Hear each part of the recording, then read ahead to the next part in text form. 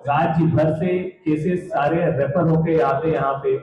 तो सारे जटिल और जो केसेस बाकी जगह डायग्नोज नहीं हो पाते हैं, वैसे सारे केसेस पारस हॉस्पिटल में आ रहे हैं और हम सब उन लोगों को सेवा देने पा रहे हैं। तो ये एक तरह से हम लोग के लिए बहुत ही रिफ्रेशिंग और बहुत ही चैलेंजिंग इन्वायरमेंट होता है, जिसमें हमारे डॉक्टर्स सारे स्टाफ मिलके काम करते हैं, ताकि जो एक्सेप्शनल केसेस हैं, जो कि बीमारियां जनरली डायग्नोस हो ही नहीं पाती है कम्युनिटी में, वैसे पेशेंट्स हमारे पास आ रहे हैं और हम उनका इलाज कर रहे हैं। तो ये हमारे लिए बहुत गर्व की बात है कि हम समाज को ऐसा सेवा दे पा रहे हैं झारखंड में। आज का जो केस है वो डॉक्टर संजीव शर्मा जो हमारे न्यूरोलॉजिस्ट हैं, वो विस्तार से बताएंगे आपको कि क्या केस था।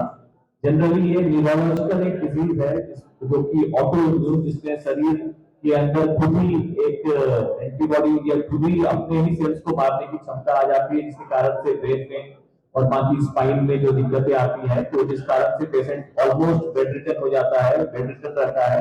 और ऐसे केस अगर डायग्नोज ना हो तो वो उसकी जिंदगी, उसके आगे का पूरा लाइफ वेस्ट हो जाता है।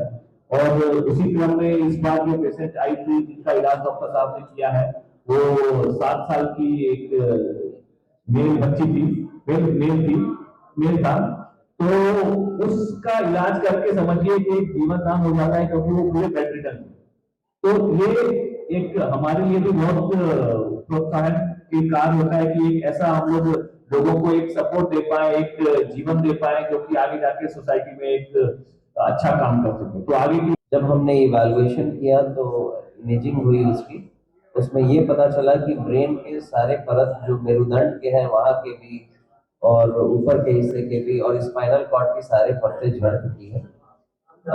इसको एडेम बोला जाता है, एक्यूट डिसेमिनेटेड एनकेफेलोमाइलाइटिस, जो पीडियाट्रिक एज ग्रुप में हाई चांस रहता है। मॉगेट बीमारी एक होती है जिसमें एंटीबॉडी शरीर बनाता है, किसी भी वायरल इन्फेक्शन हल्का फुल्का हो जाए और उसके बाद वो एंटीबॉडी पूरे शरीर को अफेक्ट करता है, जितने भी ब्रेन एंड स्पाइन के हैं।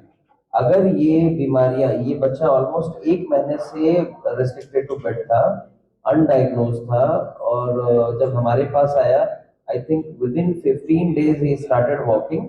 एंड 1 महीने बाद मैं आपको वीडियो दिखाऊंगा कि पेशेंट की परिस्थिति क्या थी।